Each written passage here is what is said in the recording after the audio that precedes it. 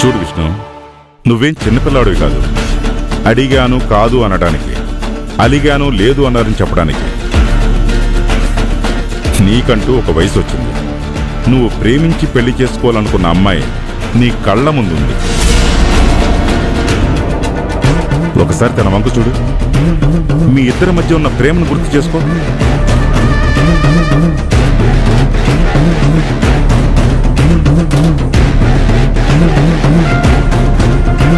ఇంటికెళ్ళి మీ అమ్మా నాన్నను అడగడం కాదు, ప్రశ్నించు, ఎదురించు. ఎదిరిస్తేనే నిలబడతావు, పోరాడితేనే గెలుస్తావు విష్ణు. అడిగితే ఇంట్లో అమ్మేంటి, గుడిలో అమ్మోరైనా తెచ్చి పెడుతుంది. మళ్ళీ చూడు నా కూతురు.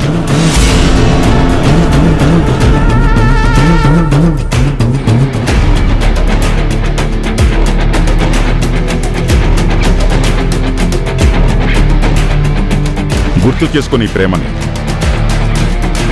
గుర్తుంచుకో నీ కర్తవ్యాన్ని.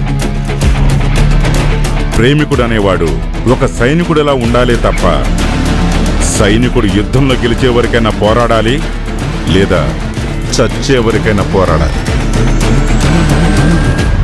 ప్రేమలో ప్రేమికుడు కూడా అంతే. ఇప్పుడు నువ్వు కూడా అంతే విష్ణు.